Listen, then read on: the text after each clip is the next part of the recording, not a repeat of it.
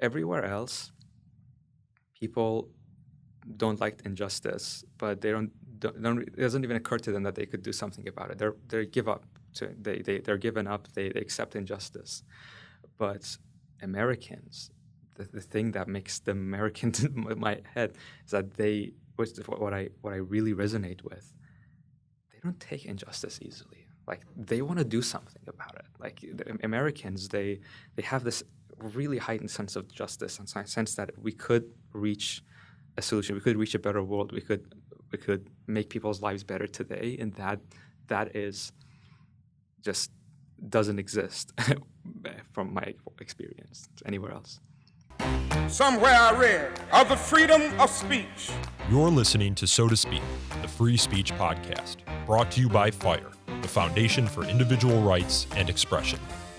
Welcome back to So to Speak, the free speech podcast, where every other week we take an uncensored look at the world of free expression through the law, philosophy, and stories that define your right to free speech. I'm your host, Nico Perino. In recent weeks, protests have erupted across Iran over economic and political frustrations. As demonstrations grew, the Iranian government responded by arresting and murdering thousands of protesters. One Iran observer told the Wall Street Journal that the government brought down the iron fist with a speed and ferocity we haven't seen before. And on January 8th, authorities cut off internet access across most of the country, leaving much of the world in the dark as to what was happening inside its borders. The crackdown seems to have worked, for now. The New York Times reports a tense calm has beset the country, with a large number of the security forces deployed in the streets and massive disappointment and disillusionment among Iranians. Today, I am joined by Pouya Nikmand. He's an Iranian-born writer who escaped Iran at 18 and knows firsthand what it means to live under and fight against the Iranian regime. He writes about those experiences on his Substack, Outliving Iran, where he examines how his experience in Iran shaped his understanding of expression, freedom, and belonging. Pouya, welcome onto the show. Thanks for having me, Nico. So what do you know about what's happening in Iran right now? When the internet gets reconnected, just the scale of it will be, just the brutality of it will be visible to the world.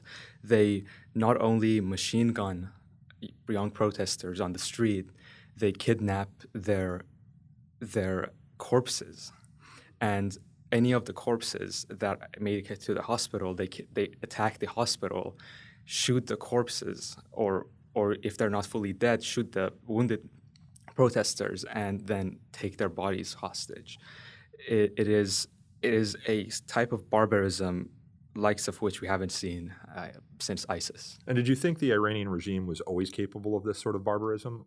Absolutely. So to understand Iran, you need to understand that there are two levels. The government functions on two levels. One is the official government, and one is the IRGC, the Islamic Revolutionary Guard Corps is the name, and they are like a paramilitary group. They recruit from civilians, and they teach people from a very young age how to work with guns and be brutal, and they have complete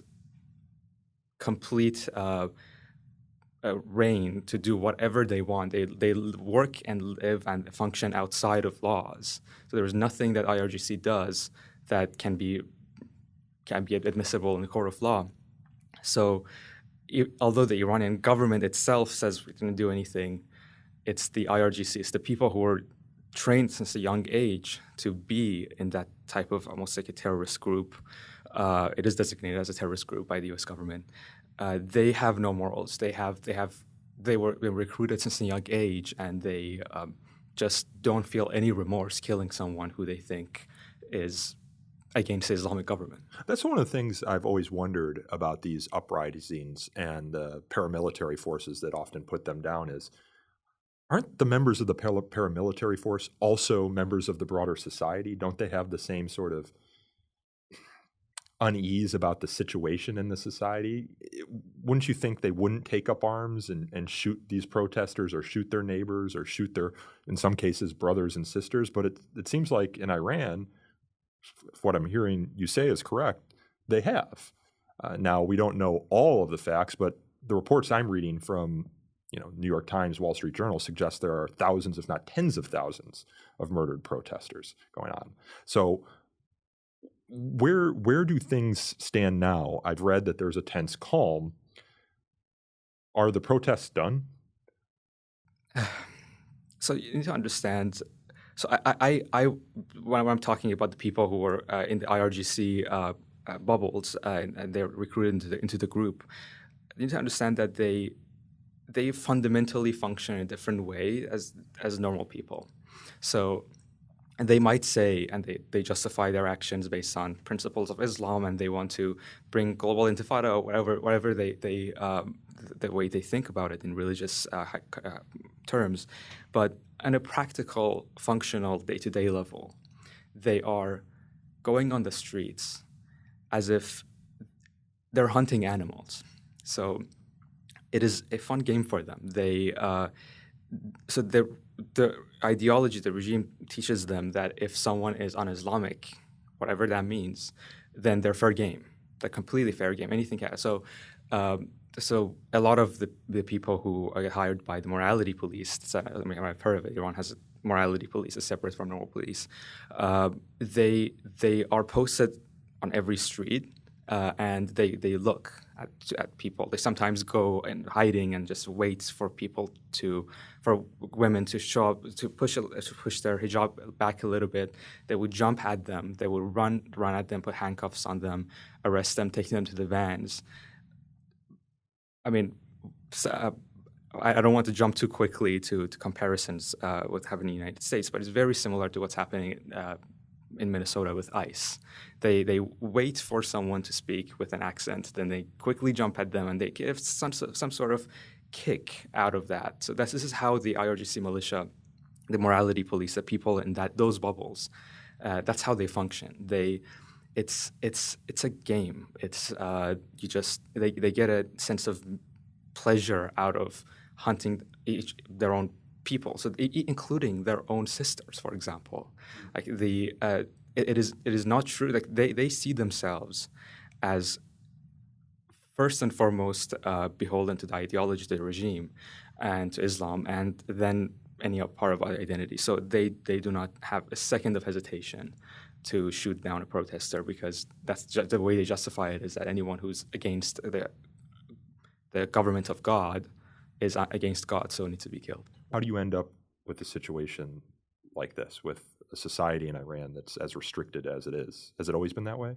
No, believe it or not, Iran was one of the freest countries outside Europe.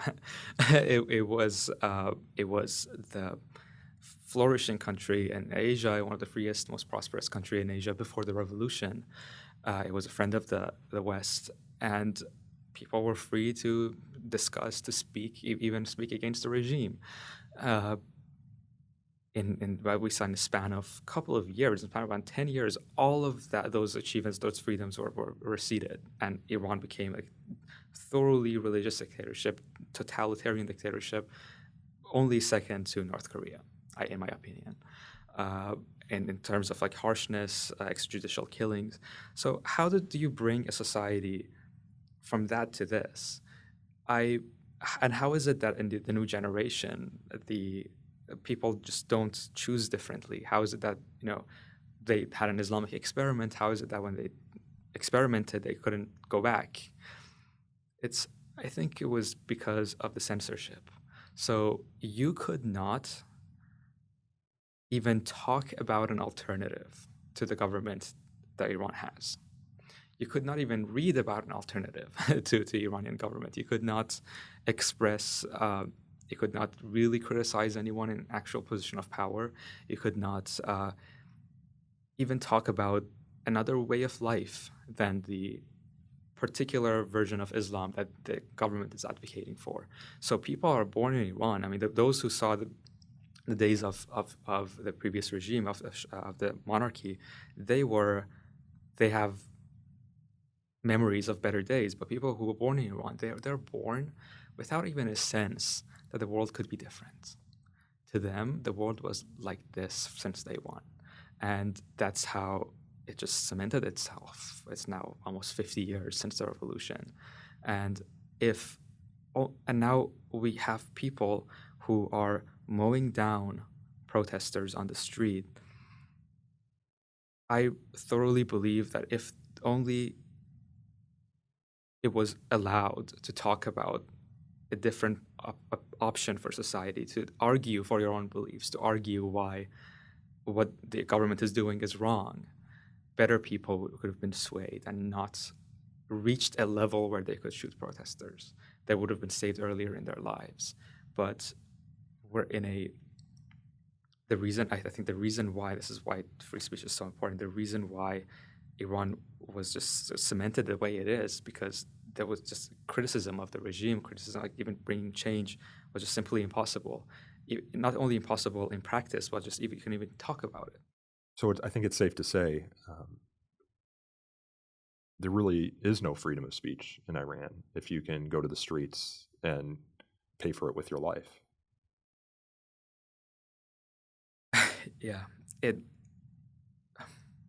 Nico, so Iran is a country that since day one didn't have freedom of speech. So not only freedom of speech through writing, but even freedom of speech through your own clothes. It's like the way you clothe yourself, the style that you wear, is a way of speaking your beliefs, your personality, and it is not acceptable to show your personality through your clothes.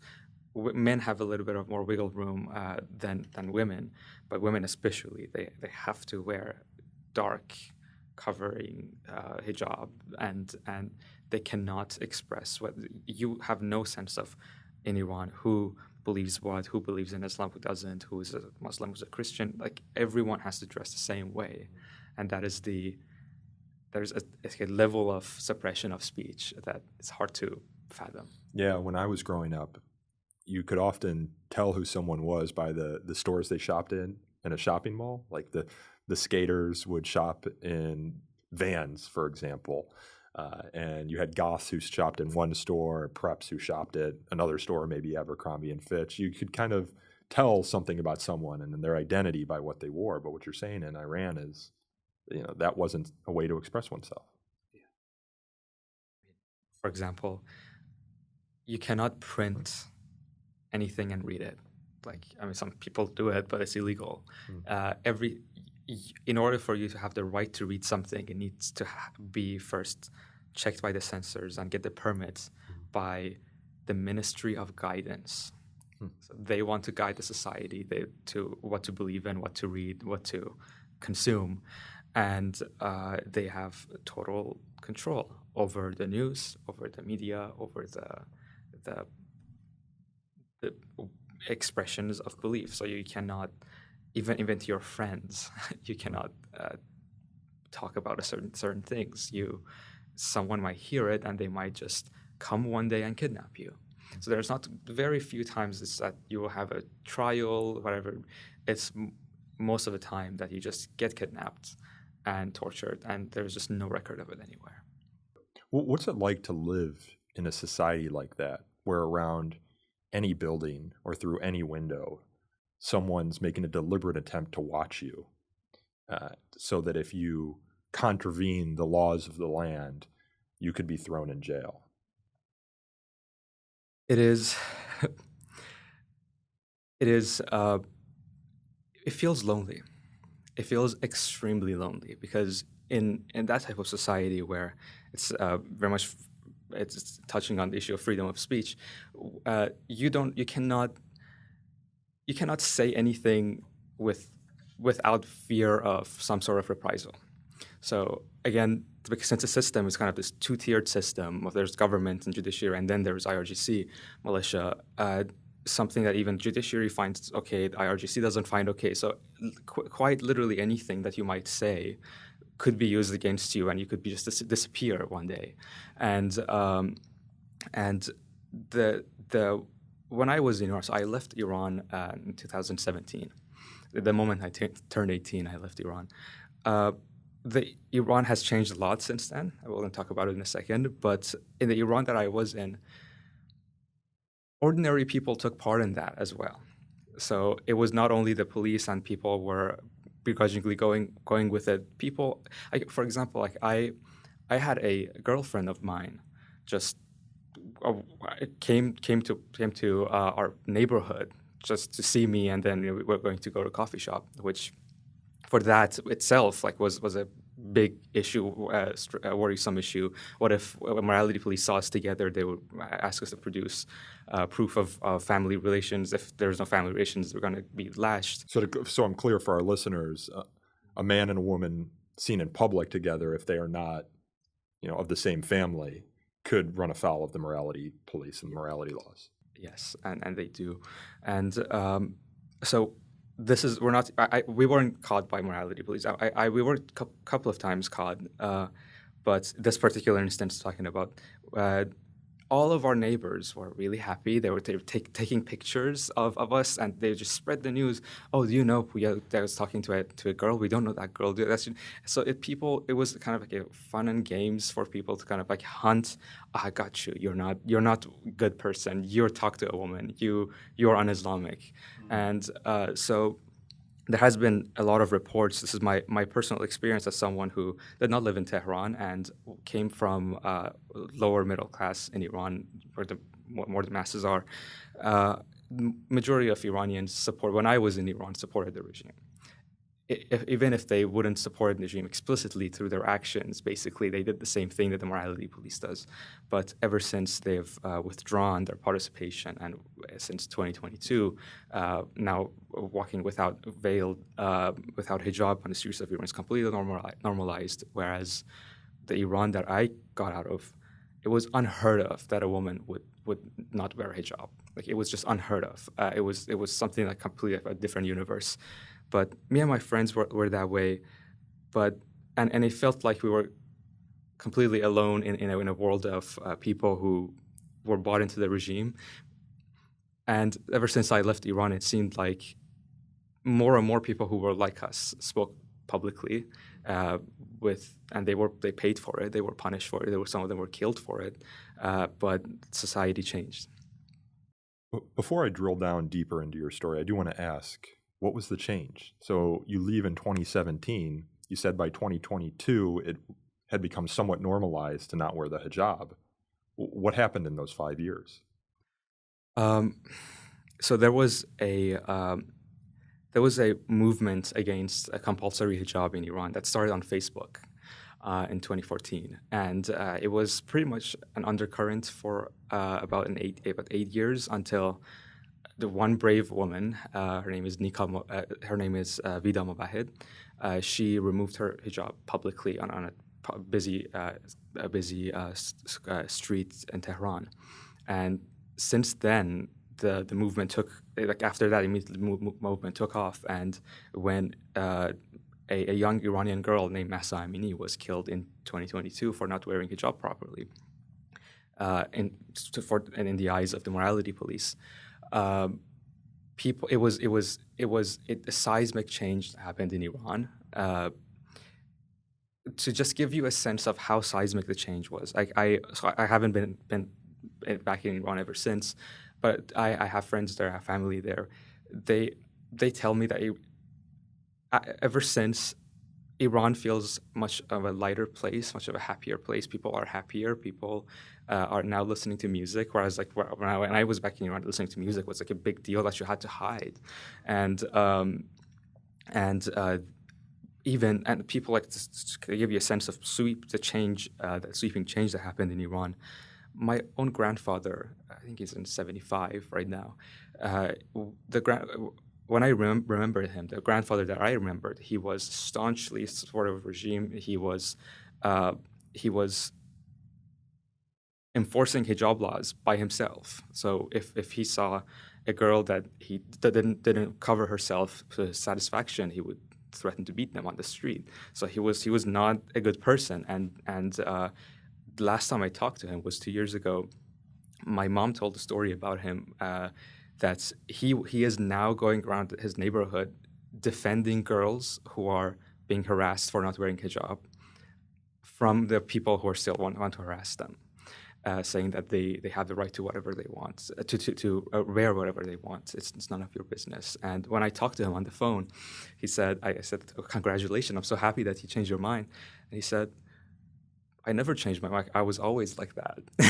I was never supportive of the regime. Well, that's when society changes, people who used to be supportive of evil, they change their position and sometimes deny. But I'm still either way happy that Iran has changed seismically. It's a seismic change since I left Iran, and it is now a place that is ready for freedom, ready for democracy, for secularism, and for just a healthy relationship with the rest of the world. Let's talk about your background now. You write in your Substack, Outliving Iran, I was born into a poor, ultra-religious family in the slums of North Esfahan in Iran, one of the bleakest places in the world.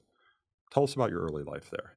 So my grandfather was a serf. Serfdom was abolished in Iran in 1960s. So he and my parents came from, we were always called we were the serf family, and we lived in the slum with other really poor people, and it was where religious rule was absolutely enforced by everyone, and where there was also a lot of poverty. For example, we couldn't afford to eat meat ever. We had soy instead. We didn't have a TV. Eventually we got a TV, and that's how my life changed. But it was like a really, really poor existence. Did you have any siblings? I have a 10-year-old brother.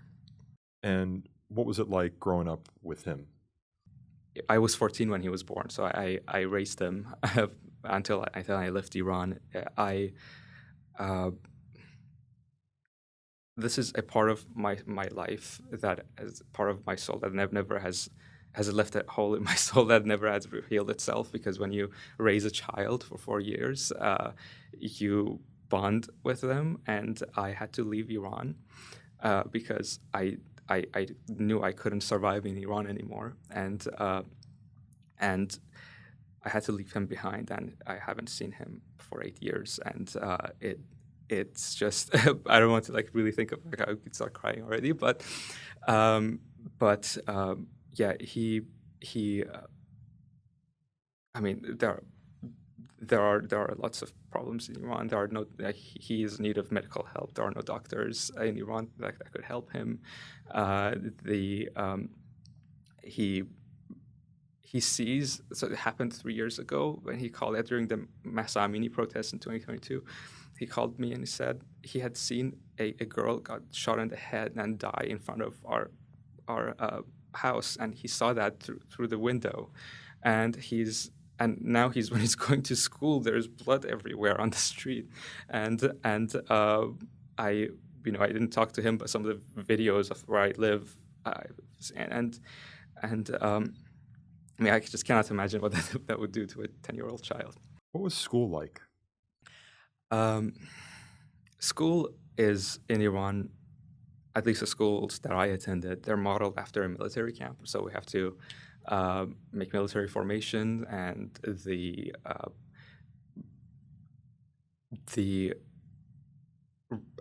so the rules are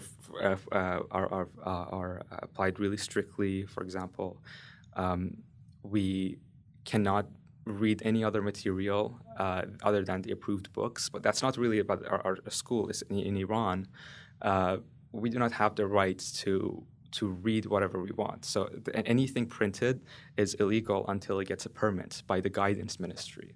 The censors have to go through it, make sure it's Islamic enough. It's not going to corrupt your soul. And I through the internet, I just didn't find anything interesting in my textbooks. So through the internet, I would print articles about science, about construction. What was one of my articles I wrote about the day that I took an article about the construction of the Golden Gate Bridge. And so this is school, and I got into trouble for it very, very frequently. And we were inquisitioned about our beliefs, and if our teachers didn't believe we were Muslim, deep in our heart, they would expel us from the school, and I got expelled. So went so close to being expelled every time. Is the internet censored in Iran? Yes, it is. But you were still able to access things about the West that exposed you to the West. I remember it was maybe over a decade ago that I read a book called Reading Lolita in Tehran. I don't know if you've ever read that book, but it was about some of the secret groups where people would read these Western texts that were prohibited from being read, at least officially, in Iran. And that always stuck with me, what the lengths that people would go and the risks that people would take to have the freedom to read whatever they want. In the West, we almost take it for granted that you can read whatever you want, but there are some societies where you can't. You write in your Substack that you loved and knew everything about America. What was it about America that drew you to it?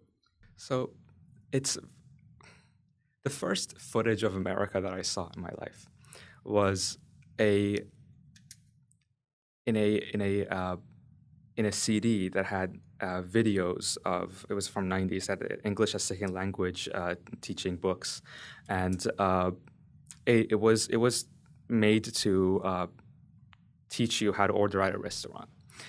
So I was learning English when I was 10. Started when 10. This is around when I was 12, and I saw it was a picture of New York in New York City. They would go to a restaurant, and I still remember there were two guys. One would order hamburger, the other would order carrot juice, and they would just ate half of the hamburger, drank half of the carrot juice, and they were like, "Bills, please," and they paid and they left.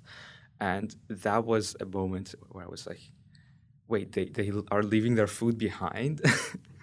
It's like, that was like, we were so poor that I couldn't get the concept of us.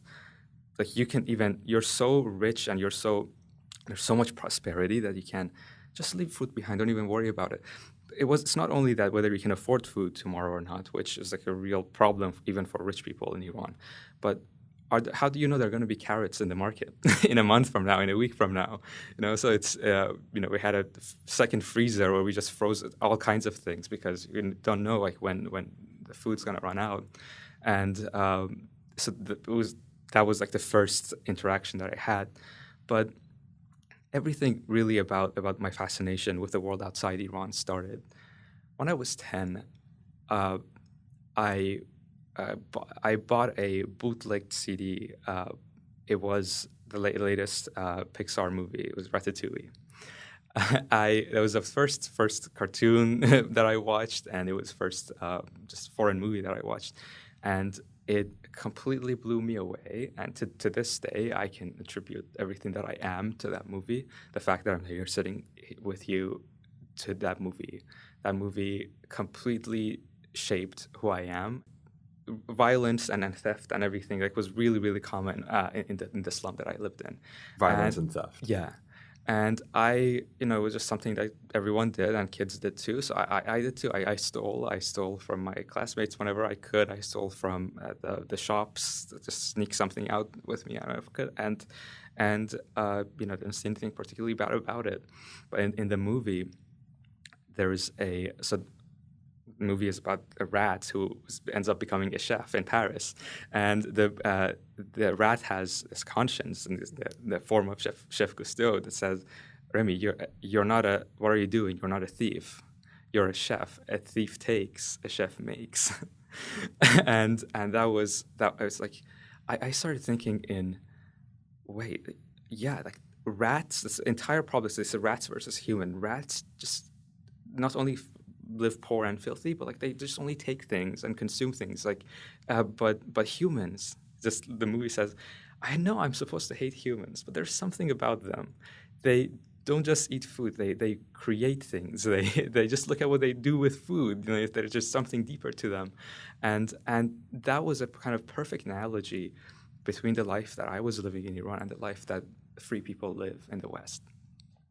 And Remy, if I'm remembering the movie correctly, he wants to escape to Paris, which is the homeland of culinary excellence. And I believe that Chef Cousteau had a restaurant in Paris. In some ways, that's also comparable to you. You were in Iran and you wanted to escape to somewhere else. Remy, of course, succeeds in escaping and becoming what he wants to become. When did you ever first get the sense that you might be able to escape Iran? I always thought that. So after watching that movie, eventually, sometime when I was 11, I asked my mom, so why, if there's such a place as Paris, why isn't everyone living in Paris? So I just couldn't imagine, like, they're just doing so much better than us. Why aren't we just all moving there? And in due time, I just learned that there are immigration laws, and it's extremely difficult to immigrate.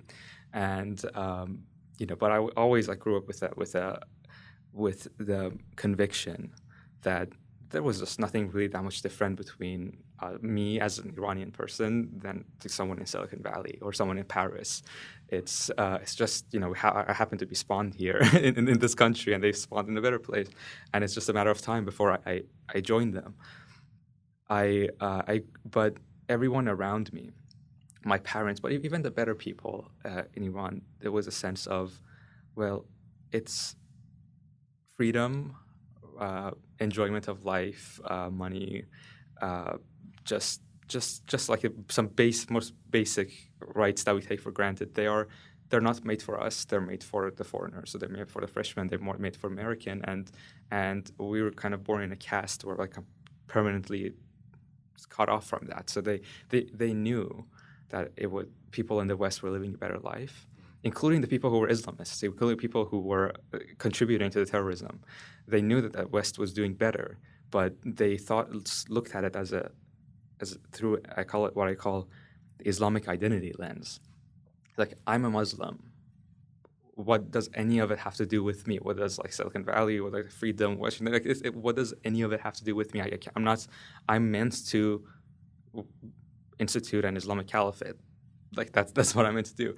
Or maybe if they don't want to do that, I'm just meant to stay in Iran. And but Ratatouille is the opposite of that. Is that everyone would say a rat doesn't belong in a kitchen. But eventually, even though he encountered a lot of obstacles, he eventually became a chef. So I grew up always with this sense. I got what I got from a movie, that whatever obstacles, I just figure it out. But were you religious before seeing this movie? Did you view everything through that lens before meeting Remy and Ratatouille? I renounced religion pretty soon after watching the movie.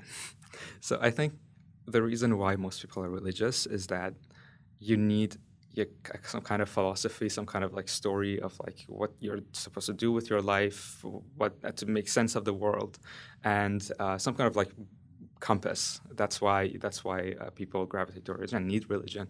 But Ratatouille was my compass. Since the age of 10, nothing else really stuck. So I decided that I'm not a Muslim anymore at the age of 12. How did you get out? So navigating immigration laws are extremely difficult, and they are nothing short of impossible for people who are poor. And so there are lots of you can Google the green card game, and you can see how difficult it is to just become eligible for a green card. But forget about that. Just for any country, just even getting a student visa, which is the easiest way out for a young person, requires at least $30,000 in your bank account when you apply. I don't think. And this is U.S. dollars, even for an Iranian. Yes. So so that'd be a lot of money. Sense for an Iranian. An average worker earns 10 cents an hour in Iran. So you're supposed to have $30,000 in your bank account to get the visa, and we simply didn't have that. And I thought of giving up, and I thought of it's just simply impossible. What's the point of trying? But one of my friends, she gave me a pep talk, and she said, you don't know that it's impossible until you try. So I went ahead and I asked a bunch of people who had gotten visas recently which embassy is easiest for an Iranian to get a visa, and it just sounded like the South Korean embassy was the most lenient.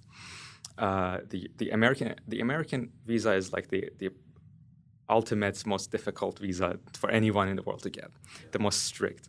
Then there comes the Europeans, and then on that list of strictness, like South Korea came like much later. So I knew that I had the best chance to go to South Korea. So I applied for a South Korean visa, not being eligible for it on paper.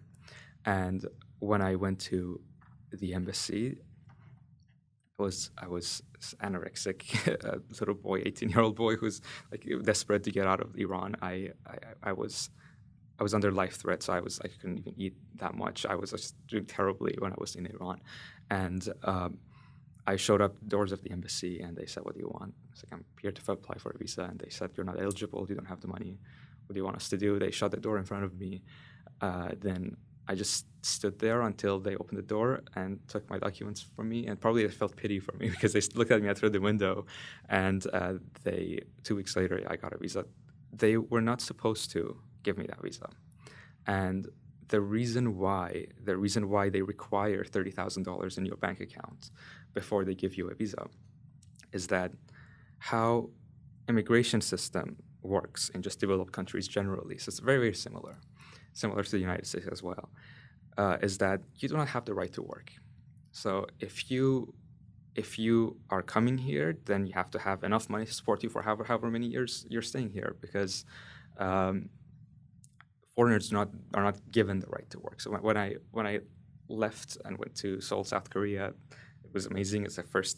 I loved the city, and I thought I was free finally. And I learned that, actually, I had only $500 in my pocket. I'm ready to go work, do whatever is necessary. I actually learned that foreigners need something called a work permit. And I thought it was like a driver's license. Just fill a form and just show who you are and then get the permit. But it turns out that is extremely difficult to get. There only applies to certain people, certain categories, and I was ineligible for it, and I was turned down. So that's how it happened. That at 18, when I left Iran to seek freedom, I was now free, but I was starving.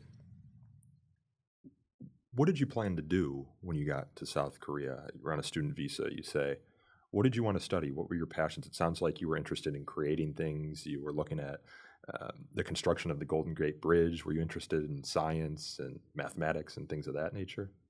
I had a plethora of interests, but I was really awestruck. So when with regards to comfort and knowledge and morality, we here in the West work like fish in water. We don't understand how much material abundance, how much moral abundance, how much abundance of knowledge that we have, and how good we live compared to someone who was not born in an environment like this, with inheriting all the benefits from the posterity. So even the most obvious things to you, just as I used the example of the carrot juice, the most obvious things to you were really, really revolutionary and surprising for me. So I loved, particularly I still love the Silicon Valley and all the innovation that happens there. I always found it really, really inspiring, and I always wanted to be the pioneer of a field. Like the human life, I think I learned from Ratatouille, and I believe now that is about creation. Just like Remy wanted to create food. They don't want to steal. He wanted to make a better life, make a better world, add something to this world. And so there's a scene in the movie where his father shows him, Remy's father, the rat, shows him all the dead rats that humans have killed to deter him from going near humans. And he says, and Remy says, no, Dad, I don't believe you that this is the only thing that future has in store for us. I mean, we can bring change, and I want to create things. I want to be a chef, and he walks away and goes back to the restaurant, and that kind of gave me a feel of I want to be the first person in from my family, from my background, who would go to just any field, my particular interest was chemistry. I still love chemistry a lot, and be like a great chemist, the best that I can be, and just work in universities to push knowledge forward, or work in Silicon Valley to bring the next new technology.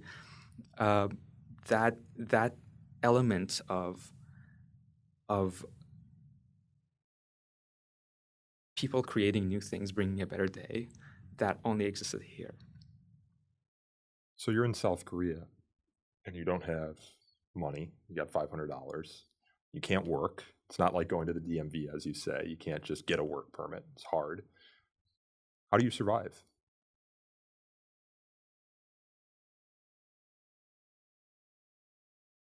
I had to beg people on the street for food. I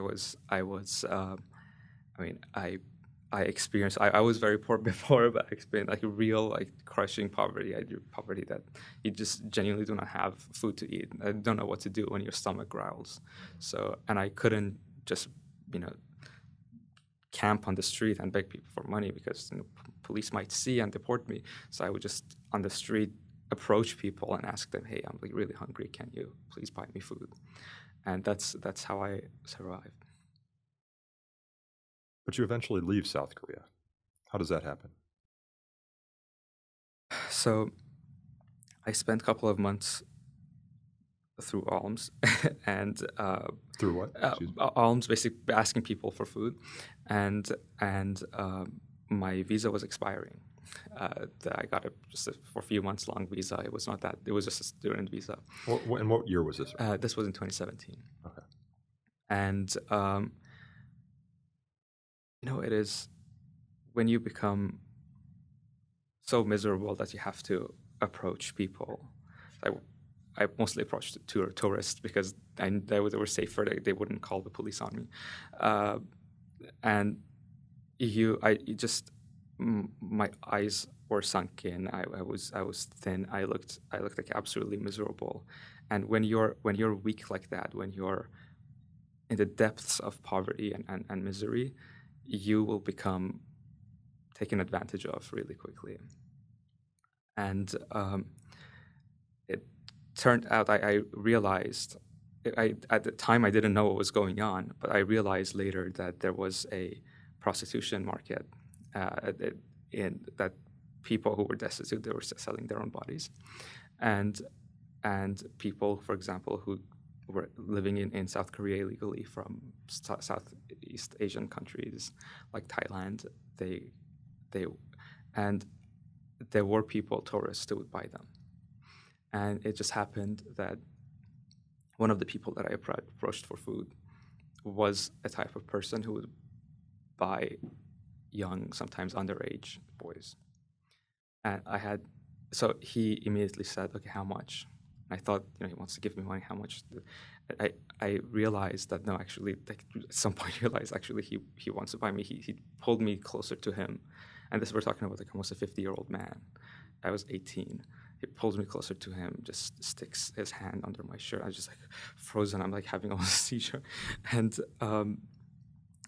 I just run away from him, and he starts following me, and then he says, "Oh, didn't you say you were hungry? Let's eat food." So he takes me to a restaurant. I'm just like really afraid of this guy, and he realizes, oh, actually, like he is. This person is not a prostitute. Like he realizes the 50-year-old man realizes that this person is not a prostitute, and I tell him, I don't know, I was just too naive. I was just glad to be able to talk to a person. I tell him my life story, that I'm like an immigrant. I'm afraid of like being deported back to Iran because my visa is expiring. I don't know what to do. I'm hungry, and he offers to buy me. Like not for the night, like just like says, okay, just come to Poland, and so he was a Polish businessman. Yeah, he's a Polish businessman, and he says I have, and I said like I need a visa. He said I have connections in the government. So he was like a very, very powerful Polish businessman that was connections all over the government, and I just accepted his offer, but because I accepted his offer knowing that he was a bad person, but I thought what do I have to lose? Like I'm almost dying here, and when I make it to Poland, like the first thing I'm going to do is I'm going to escape and go to Germany, go to Netherlands, and seek asylum there. So I have an asylum case. I'm gay, and I will be able to like make it work. So this person cannot touch me. It turns out when I arrived in Poland, in Europe, that the asylum laws are such that Europe was back then going through a refugee crisis. This is during 2018, and they had changed the laws, changed the rules, and basically seeking asylum for me was impossible, and I didn't know that. But the person who had trafficked me into Europe knew that, and sorry, okay. It says like so. You know. I mean, I feel like we didn't cover like enough yet, like reasons why I had to escape Iran, because it is like, I mean, we see the fact that they're mowing down protesters, you know, how evil the regime is, but that is just cherry on top of the difficulties of living in Iran, how scary it is to live in Iran. Iran is where dreams go to die. Iran is where people are just fighting for survival. Everyone is fighting for survival. There is no security. You cannot tell yourself, okay, I want to become a doctor and become a doctor in Iran. There is no way. There is no way. And so that type of life was just so grueling and so scary. And also, I was, you know, being gay in Iran is punishable by death. So I was also afraid of that. But so I basically like looked at going back to Iran as like, okay, accepting death. So I was not able to live in Iran. I'm still not am. I'm not able to. And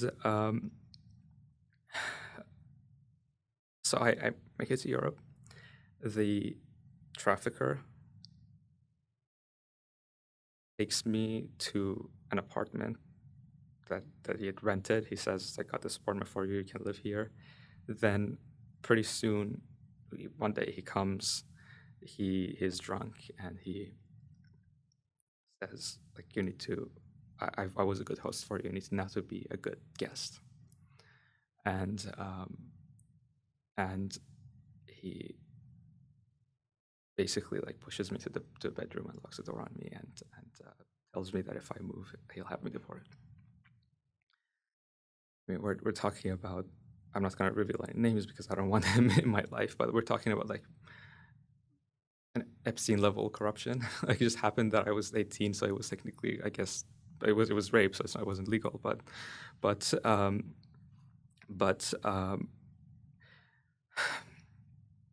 yeah. So I you know, he knew, you know, the situation that I was in, and he took advantage of that,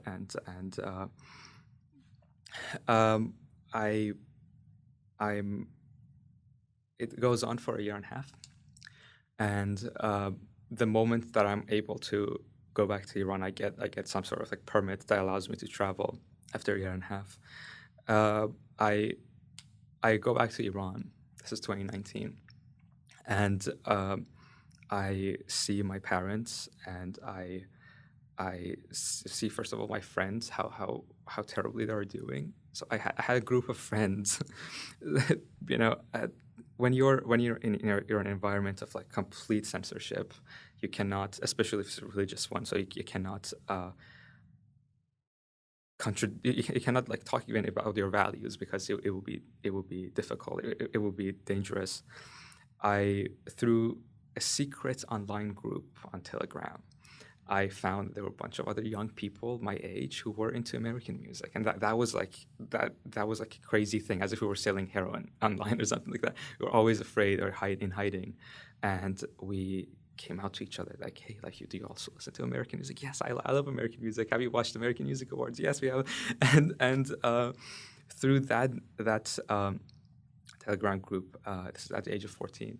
I discover other like-minded people in Iran, and the feeling of utter loneliness that in the environment of censorship just goes away, and we bond together. So there, particularly, it's me and a couple of my friends who are in Tehran. I would go there to visit them, and we called ourselves the Brooklyn Babies. The BBs. Yeah, the Brooklyn Babies. And the reason for that was we would just decided we just loved American culture so much that we just wanted to live as if we were born in Brooklyn.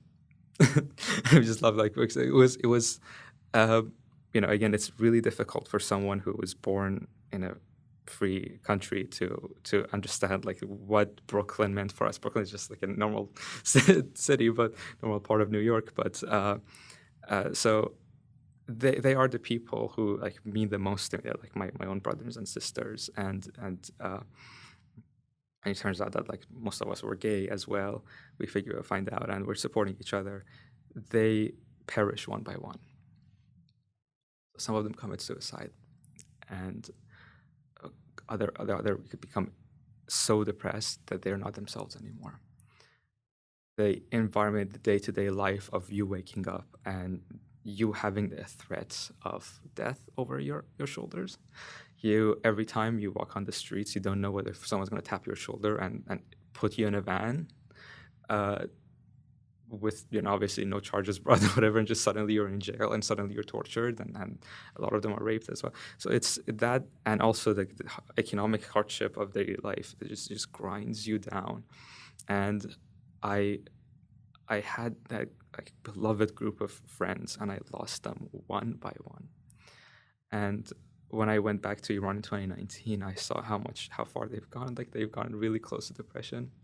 And I always, like to this day, I have kind of survivor's guilt that it just happened to be luck that I was able to escape and they weren't.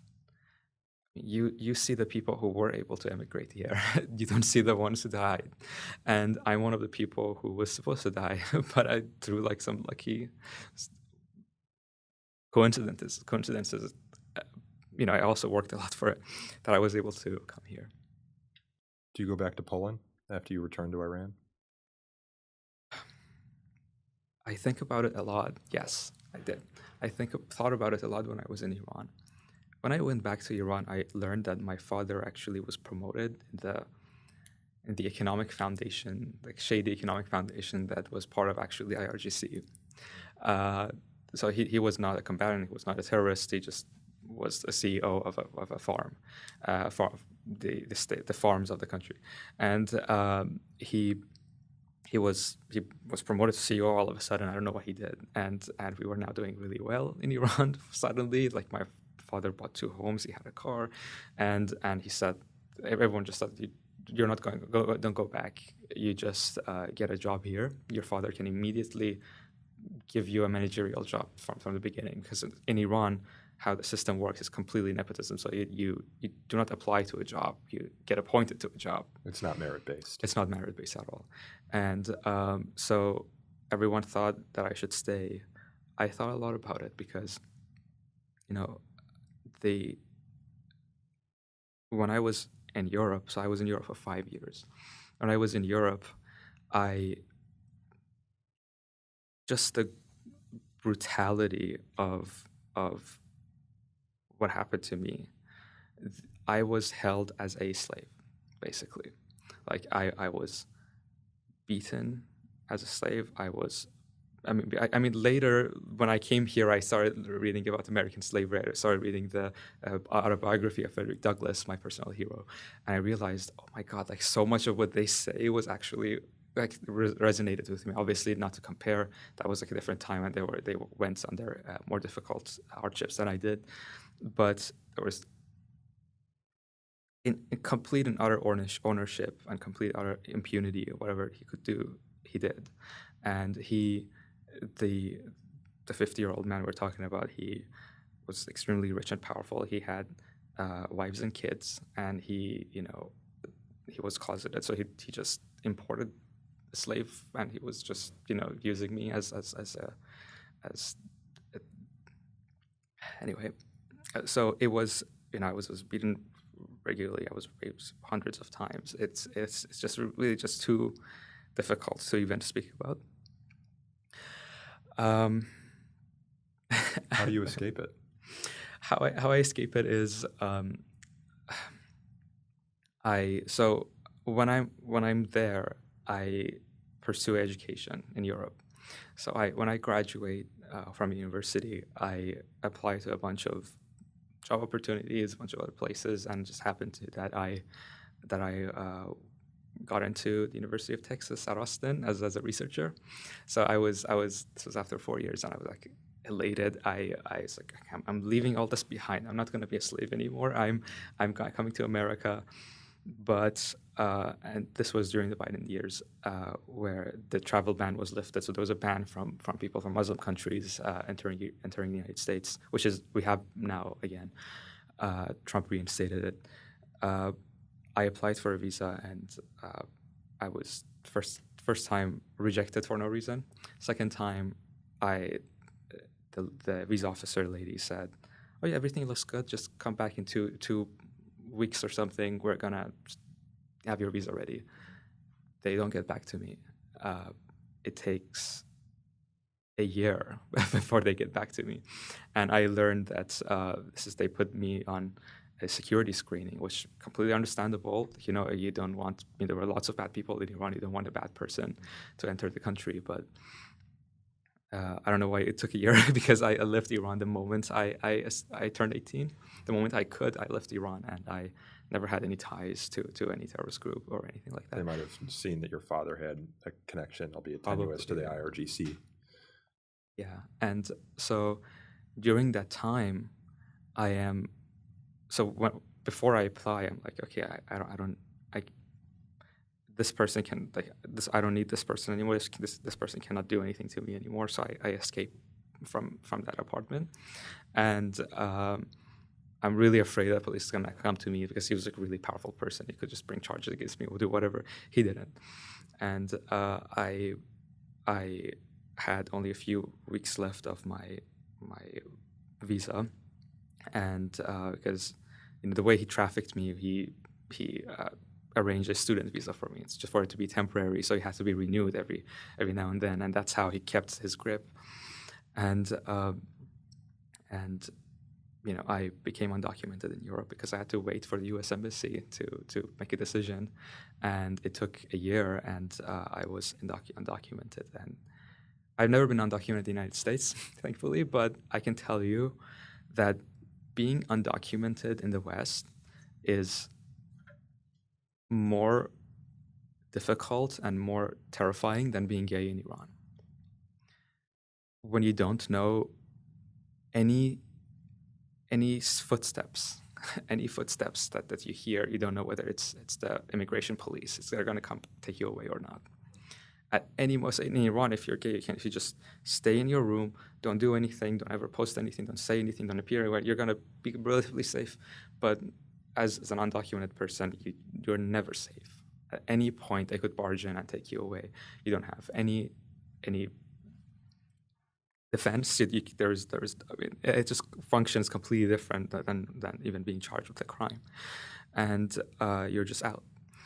And for me, deportation was basically tantamount to execution. And so just imagine being somewhere that at any point you could just be killed, and you could be sent somewhere where they would kill you. And it was a really dark time. You arrive in Texas. What did that feel like? It's amazing. I've ever since moved to Washington, D.C., where we are now. And what year did you arrive in Texas? I arrived there in December 2022. So there are lots of things about America that surprised me. First thing that was immediately, I had just never seen a diverse.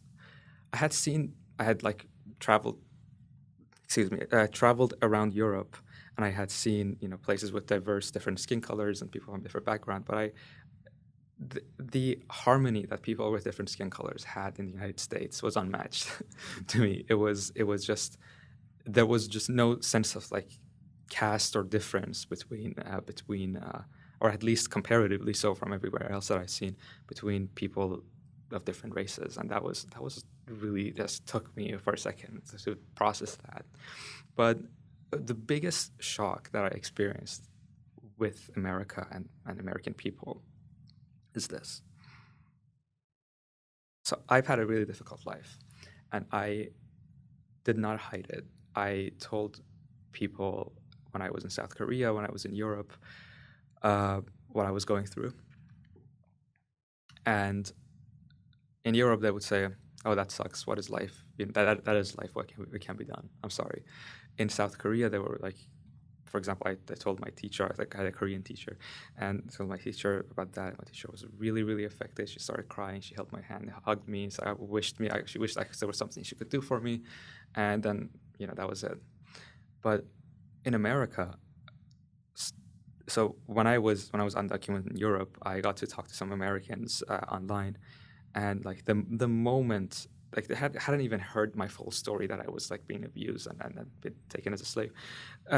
The moment they heard like the predicament that I was of being a danger of being deported back to Iran, they were like, from the ocean away, "What can we do to help you? Do you need money?" They were immediately wanted to. So like everywhere else, that's how I would put it. Everywhere else, people don't like injustice, but it doesn't even occur to them that they could do something about it. They give up. They're given up. They accept injustice. But Americans, the thing that makes them Americans in my head is that what I really resonate with, they don't take injustice easily. Like they want to do something about it. Like the Americans, they have this really heightened sense of justice and sense that we could reach a solution, we could reach a better world, we could make people's lives better today, and that is just doesn't exist from my experience anywhere else. So what do you make of the current moment then? You'd mentioned ICE in Minnesota, and we're having this clash in America right now over immigration. Do you still feel like America is that country that when it sees injustice, it can't help but do something about it? Oh, Nico, I am here as an immigrant. I have a green card, and I did everything legally, and I should be safe. I never broke any laws. I was always truthful. But and I paid so much to come here. I paid with my blood. I went through the most horrific things, the most hopeless days. I had to keep myself alive for a percentage chance that I could come to the United States and live here. Now that I'm here, there was a article published by Politico last month that from whistleblowers that the Trump administration is hatching a plan to deport 2 million people from Muslim-majority countries who entered under Biden. Legal or illegal, doesn't matter. Just if you are from a Muslim-majority country and you enter under Biden, you're deported. And they're working on it right now as we speak. And so it means that ICE could just come and pick me up at any moment and send me back to Iran to die. As our listeners will know, FIRE is right now engaged in an effort to challenge the Trump administration's effort to deport non-citizens, green card holders, visa holders, for example, for expressing their beliefs. They've very clearly done so in a number of cases. I don't know how familiar you are with that, but if you are, why do you still feel like you must speak out? Why do you feel like you must sit here with me today and tell your story? The thing about being under duress, being under complete and utter like just not having basic sense of security and not being afraid of speaking up, is being afraid of like not having a sense of security makes you dumb.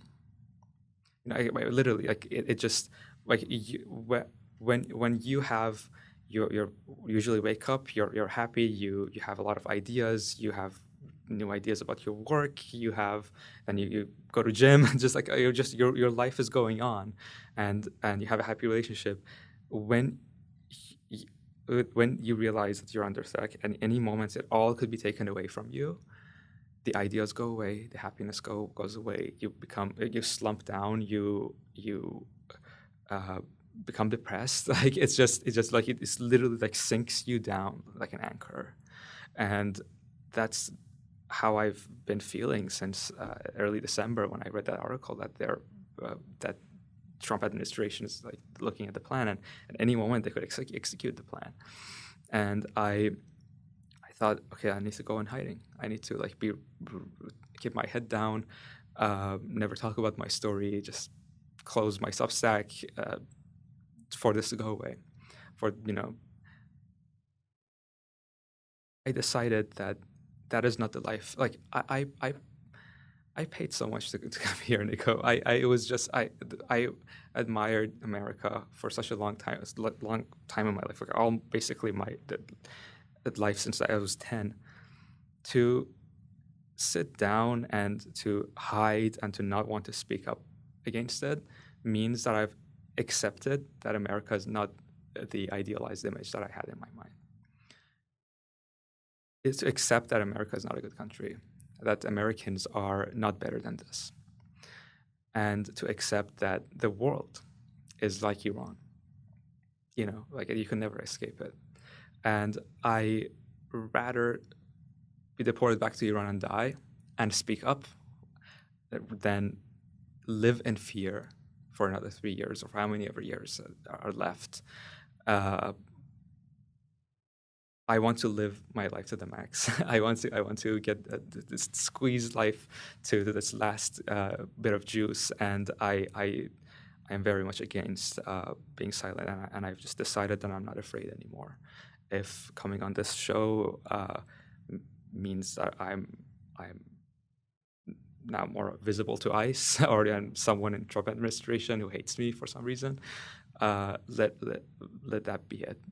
I think there are enough good Americans out there that will be on my side. Well, Pouya, it's an incredible story, both tragic and inspiring. And I hope our listeners will be inspired from this conversation to go check out your Substack. It's called Outliving Iran. We're going to put a link to it in the show notes. It's an ongoing writing project of yours and that will continuously be updated. And so I, again, urge people to check it out. I am Nico Perino, and this podcast is recorded and edited by a rotating roster of my FIRE colleagues, including Bruce Jones, Ronald Baez, Jackson Flegel, and Scott Rogers. The podcast is produced by Emily Beeman. To learn more about So to Speak, you can subscribe to our YouTube channel or Substack page, both of which feature video versions of this conversation. And you can follow us on X by searching for the handle Free Speech Talk. Feedback can be sent to sotospeakatthefire.org. Again, that's sotospeakatthefire.org. And if you enjoyed this episode, please leave us a review on Apple Podcasts or Spotify. They help us attract new listeners to the show. And until next time, thanks again, everyone, for listening. And the Foundation for Individual Rights and Expression, FIRE, and the Flame logo are registered trademarks of the Foundation for Individual Rights and Expression.